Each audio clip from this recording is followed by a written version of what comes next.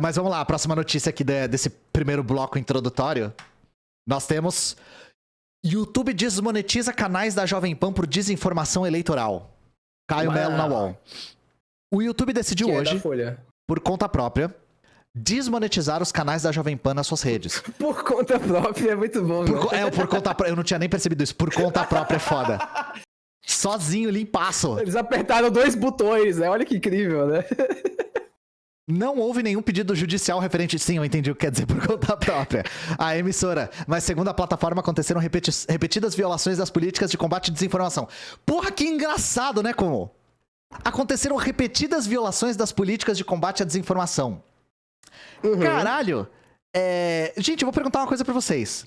Que hora que tá marcando aí no relógio de vocês? Porque aqui no meu, tá marcando tarde pra caralho. Porra, os caras só agora foram fazer isso. Os caras, tipo, depois que a casa já queimou inteira, a gente mandou um caminhão-pipa. Pra tacar água nas cinzas, assim, tacar água nas cinzas, Nem a porra do Tutinha. Que a cinza tá quente, né? Nem o Tutinha mais tá nessa linha. O Tutinha já demitiu todos os filhos da puta lá do programa. Demitiu todos os bolsonaristas mais ferrenhos, sabe? E aí depois eles desmonetizam. Pelo amor de Deus, velho. Agora que não tem mais problema, assim, né? Tipo...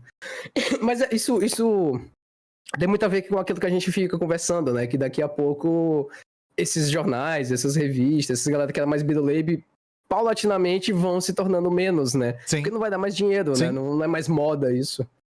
E a questão é essa.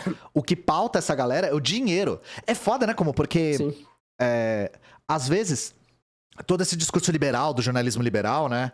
Ele acabou ocultando o quanto os jornais burgueses são pra vender propaganda.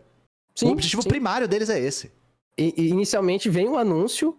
E aí, gente, pra quem não sabe, né? Quando você vai escrever num jornal, primeiro você tem o espaço do anúncio, depois você tem o espaço da matéria. E muitas vezes a pessoa que escreve a matéria não é a mesma pessoa que escreve o título. Escrever o título é uma tática específica de uma área, enfim, mais específica da publicidade, da propaganda, tá? Então, assim, de jornalismo mesmo, a maioria dos jornais tem muito pouco, sabe? Muito, muito pouco. O problema se deu principalmente por conta do Pingos nos Is, porém, devido à repetição das infrações, a decisão não se limitou a esse produto. Onde que tá o erro aí, Ian? Quem é que apresenta o Pingos nos Is? Não lembro. Quem que apresentava o Pingos nos Is no começo? Vocês lembram, chat? É porque trocou, né? Mas não tinha... era o Pingos nos Is que tinha o Caio Coppola, era, né? Não, eu digo o primeiro. Assim que começou o programa, quem é que era o primeiro apresentador? Eu não sei, eu não assisto. Vocês sabem, chat? Alguém achou ali, hein? Verdade! Verdade. Reinaldo Azevedo, vocês lembram, né, chat? Vocês lembram, né? Vocês lembram, né? Nosso ex-trotskista favorito.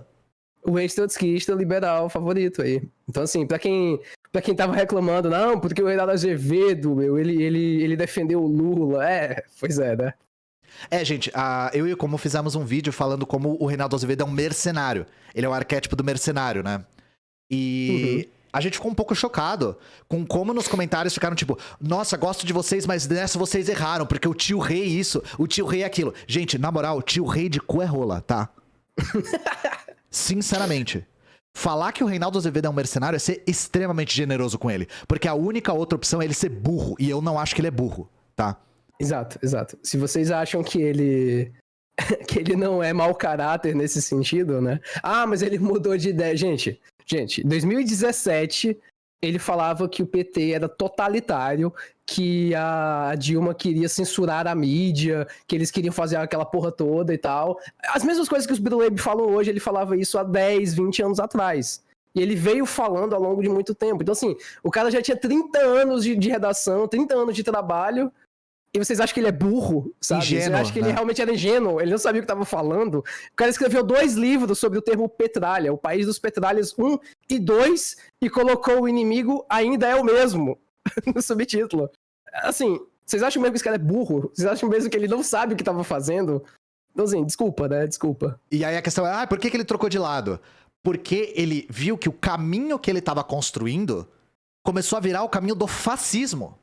Sim. E pra ele continuar nesse caminho, ele teria que abraçar o bolsonarismo. E ele, como um jornalista polido, com seu retrato da Hannah Arendt atrás, não ia conseguir abraçar o fascismo sem se sentir culpado, no mínimo, né? Então ele, pra manter essa, digamos assim, essa roupagem de intelectual, de pessoa polida e fria e calculista, ele começou a não trocar de lado, mas começou a apaziguar um pouco o discurso que ele mesmo ajudou a construir. E o Reinaldo Azevedo, ele é um dos responsáveis pelo que ele reclama, tá, gente? Exato. E é muito bom lembrar, porque ele mudou de lado e tudo mais. Gente, aquela frase lá do Malcolm X. Se você enfia uma faca 20 centímetros das minhas costas, tirar 10 centímetros não resolveu o problema. Tirar a faca não resolveu o problema. Resolver o problema é fazer sarar essa ferida. E essa ferida ainda tá aí. Enquanto existe bolsonarismo, Reinaldo Azevedo é sim para ser culpabilizado por isso. Ele ter botado panos quentes em cima do que ele fez ao longo de décadas não faz com que o problema tenha sumido, sabe? E eu acho essa tese Essa tese de que ele percebeu o próprio erro, o caralho, não percebeu bosta nenhuma. Ele foi forçado a mudar de lado. Foi como falou, o cara tinha 20, 30... Quantos anos ele tinha já de carreira quando ele começou com essa história? Acho que 30, sei lá. Quase 30 já. É. Acho que o cara com 30 anos de carreira é ingênuo. Pelo amor de Deus, né, velho? Então, gente, uma coisa importante é... Quando a gente critica um jornalista ou um autor que alguém aí gosta, não é um ataque pessoal, tá? Sim. A gente não tá falando, você que gosta do Reinaldo Azevedo é burro. Porque as pessoas, elas tomam qualquer crítica que a gente faz a algum autor como se a gente estivesse fazendo juízo de valor da inteligência das pessoas que gostam do autor, sabe? Quando eu falei que o Eduardo Bueno era otário... né? Isso foi recebido com muita hostilidade. Porque as pessoas entenderam como você que gosta do Eduardo Bueno é um otário. Não foi isso que eu falei. Não foi isso que eu falei, sabe? Pra historiadores, ele é um otário. Quem não é historiador não tem a obrigação de saber os detalhes, sabe? De saber o porquê que o trabalho dele é incompetente. Quem não é historiador não tem essa obrigação. E, tipo, o vídeo que eu falei que o Eduardo Bueno é otário foi recebido com tanta hostilidade que o vídeo caiu por bullying. Tipo, os caras me denunciaram por ter cometido bullying contra o Eduardo Bueno, sabe? Feliz. Caralho. Então, maravilhoso, né? No último TikTok que eu fiz, eu falei sobre historiadores e não historiadores que me incomodavam, né? E eu fiquei muito chocado que o principal comentário que apareceu foi o "por que você não gosta do Eduardo Bueno?". Dada a quantidade de comentários que teve, eu senti que era meio a minha obrigação justificar o porquê que eu chamei ele de otário. Então, em primeiro lugar, pra quem não sabia, o Eduardo Bueno não é historiador. E aí eu faço um exercício de imaginação com vocês. Imagina você, biólogo, médico, matemático, físico, químico, ter como um dos principais divulgadores científicos da sua disciplina um cara que não é formado na sua disciplina e que não tem respeito nenhum pelo rigor que a sua disciplina exige. Isso é o que o Eduardo Bueno faz com a disciplina dos historiadores. E tem uma outra questão, gente. O Eduardo Bueno, ele se pinta como uma pessoa isenta. Gente, para além de falar que não existe isenção de nada, que neutro é sabonete febo, para além disso eu vou falar uma coisa para vocês. Imagina o seguinte, imagina que tem um cara que fala assim, eu sou racista. E aí outro cara fala assim, eu sou antirracista. E aí chega o isentão e fala assim, gente, peraí. Não dá pra gente ter meio racismo? Quem que o isentão tá beneficiando? O isentão sempre beneficia o opressor. Sempre. O cara que paga de isentão está sempre do lado de quem oprime. Só que o Eduardo Bueno, ele vai além. As pessoas gostam dele porque ele tem esse jeito serelepe de adultocente que cheirou 3 pinos de cocaína. Só que isso tudo é uma espécie de roupagem para desinformação. O Eduardo Bueno é um cara que reproduz a visão histórica de direita. Ele é um cara reacionário, tá? E tem uma outra coisa que incomoda muito os historiadores. Ele dá uma ênfase excessiva à dimensão anedótica da história. O que isso quer dizer? A história que ele conta é uma história só de historietas, de pequenos fatos pitorescos e curiosos. Gente, isso não é história. História precisa de interpretação. História precisa de análise. Bom, em suma, não deem palco pra gente que nem o Eduardo Bueno. Não fiquem achando que existe história isenta e, pelo amor de Deus, parem de usar ele como fonte. Por favor. Coitado do Peninha, né? Ele tá Mas muito aí, triste. só pra lembrar que o Pingos nos Is é o programa que o Bolsonaro nominalmente disse que apoiava ele. No Flow, o Igor pergunta, tem algum programa que te apoia? Ele fala os Pingos nos Is, ele não fala nem a Jovem Pan, ele fala os Pingos nos Is.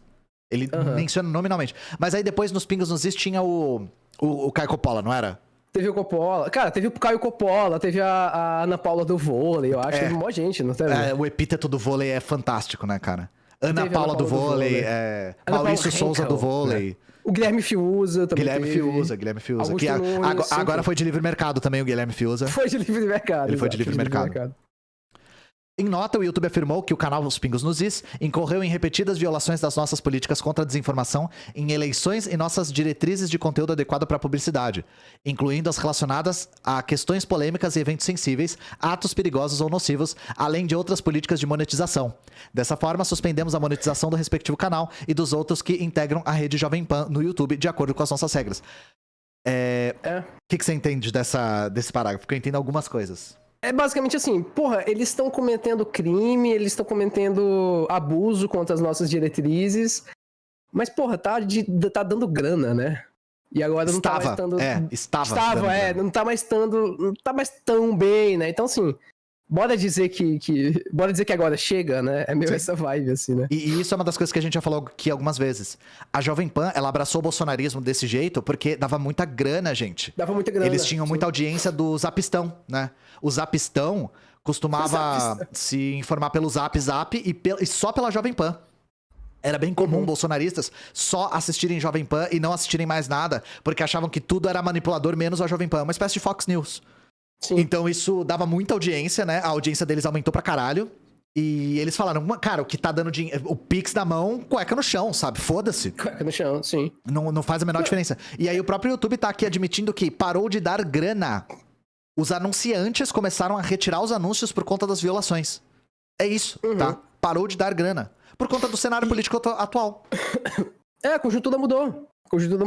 E o mercado vai para um outro lugar, né? A gente tem que lembrar sempre que o critério é a manutenção e expansão do capital, né? Então, assim, Exato. Isso funciona para todos os lados, né? Isso funciona para todo mundo. Seja para Jovem Pan, pro YouTube, pro UOL, né? Que é do grupo Folha e tudo mais. Funciona para todos eles. Então, assim, a própria Folha de São Paulo ganha com isso, dizendo, somos um jornal a favor da democracia, não sei o que e tal.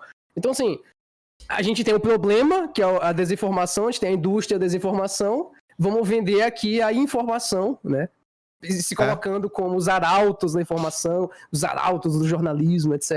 Eles ganham com isso também, né? Esses jornais, eles são propriedade privada, gente. O objetivo deles é lucro sempre. E isso guia a forma... E assim, é um tremendo de um conflito de interesse, né? O lucro e a informação das pessoas. E a gente sabe as consequências que isso tem, né? Exato.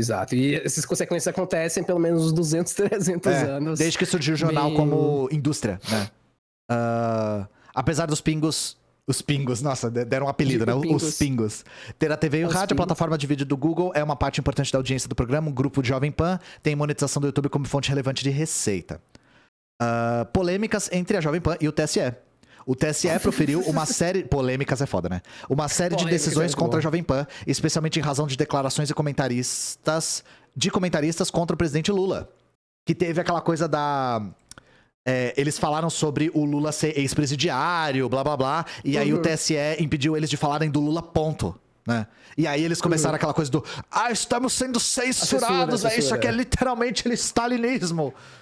E é muito aquela vibe, né, daquele meme do cara em cima da bicicleta, ele coloca um cano, cai no chão e fica, porra, STF, porra, TSE, né? O mundo está contra mim, né? É tipo, você cospe pra cima, o cuspe cai em cima de você e você acha ruim, né? Não, é assim, né? Censura é só pra você, pros outros é justiça, sabe? Sim, exato, já. Aos amigos do rei, né? Aos inimigos da lei, né? E aos amigos, não sei o que, esqueci o nome. Tanto bate até que fura... frases fodas e espeto de pau, né? exato. E vai a Roma, exato. Mas é isso, gente. O que a gente queria falar sempre que vocês se questionarem a respeito dos movimentos que esses jornais têm feito, e mesmo... outra coisa que é importante a gente falar. Para vocês verem que a lógica do lucro, tanto nos jornais quanto nas plataformas de redes sociais, YouTube, Twitter, Facebook, empurra pra direita essas plataformas. Então não é uma convicção ideológica, tipo, dura e rígida. É bastante a lógica do lucro que faz com que, em momentos de ascensão da extrema-direita, essas plataformas abracem a extrema-direita, porque isso dá lucro, dá audiência, dá público, dá clique, dá view. Entendem? Então esse é o grande perigo. A gente tava falando sobre como a lógica do lucro com a intenção de informar gera um conflito de interesse? Eis. Vocês estão acabando de ver isso, sabe? Tanto que a gente falou que se a Jovem Pan tivesse um jeito de ganhar muita grana sendo stalinista, eles teriam quadros do Stalin na parede. A gente conseguiu provar isso tão rápido, sabe? Porque no dia seguinte o Tutinha já falou assim: vocês todos bolsonaristas, rua? Todos. No dia seguinte da eleição, ou 2 dias depois, sei lá, uma coisa assim. Foi uns 2, 3 dias depois. Não, mas é muito engraçado você falar isso, né? Porque, pensa assim, aquela lógica, né, de que o livre mercado vai satisfazer as necessidades, as vontades das pessoas, né? Uhum. Então, eu crio mecanismos para impulsionar essa vontade das pessoas, né? Eu crio pânico moral, eu incentivo as pessoas a serem cada vez mais xenofóbicas, racistas e coisas do tipo. Então, eu vou criando esse medo nas pessoas e elas vão ficar com tanto medo, tão paranoicas, que elas vão querer... Não, eu vou querer um lugar que fale disso aqui, né? Porque é o único lugar que não fala... Que fala sobre esse assunto. Fala a verdade, e o único lugar que fala essa verdade, esse assunto, porque é o único lugar que tá ganhando... Tipo assim... Que tem um esquema por trás Tem um pra ele esquema, tá falando isso, tem um né? esquema. Não, ele não veio do nada, assim, porra, eu quero revelar a verdade, né? Então, não é só convicção ideológica. Porque se a gente for abraçar a ideia de que é convicção ideológica, as coisas começam a não fazer sentido, né? Porque chega num nível de canalice que é sobre-humano. As pessoas que... Boa parte das pessoas, vou dizer todas, né? Mas a parte dos responsáveis por esses jornais sabe que tá mentindo. Sim. Sabe. A questão é não ter o menor escrúpulo, sabe? Sim. O foco no resultado, né? O foco é você ganhar dinheiro. Não importa se você teve que mentir pra ganhar dinheiro, sabe? Tipo, o critério é esse. O critério é a manutenção. Então, foda-se, sabe? Por isso que a gente estabeleceu o arquétipo do mercenário. Uhum. O mercenário... O que é o jornalista mercenário? É o jornalista que sabe que tá mentindo. Ele só não liga. E aí a questão é... Por isso que a gente taxou o Reinaldo Azevedo como mercenário. Porque a gente não acha que ele é burro. Sim, ele passou 10, 20, 30 anos falando coisas, tipo, abertamente fascistas. Não é porque ele não sabia o que era. E né? Agora, ele mudando de lado, entre muitas aspas, provou que ele tem a plena capacidade intelectual de saber o que ele tá falando. Sim, exato. Ele ser sensato agora é estratégico, é o momento. É simplesmente isso.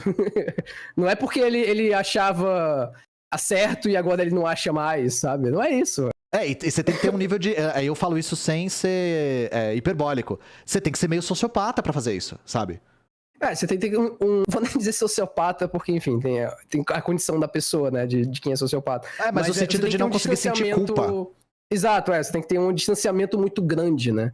Porque, bicho, você tem que ser muito responsável ao tratar com comunicação, cara. Muito responsável. Você pode destruir famílias, sabe? Você pode acabar com países com desinformação, sabe? É um negócio absurdo. O Reinaldo Azevedo foi um dos responsáveis, foi um dos principais jornalistas responsáveis pela onda do antipetismo.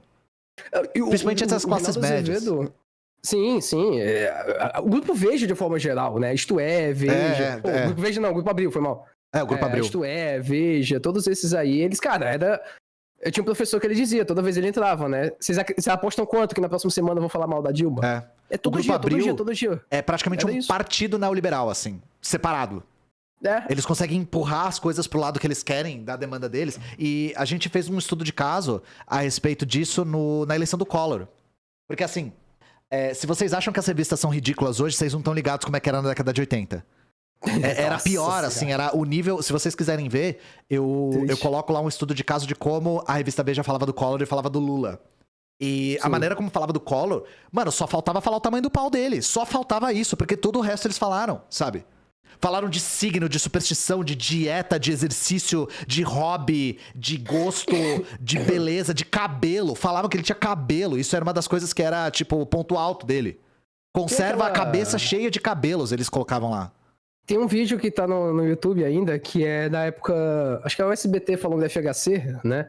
O nosso estimado presidente viajou para a França para fazer não sei o que, pra ele, né?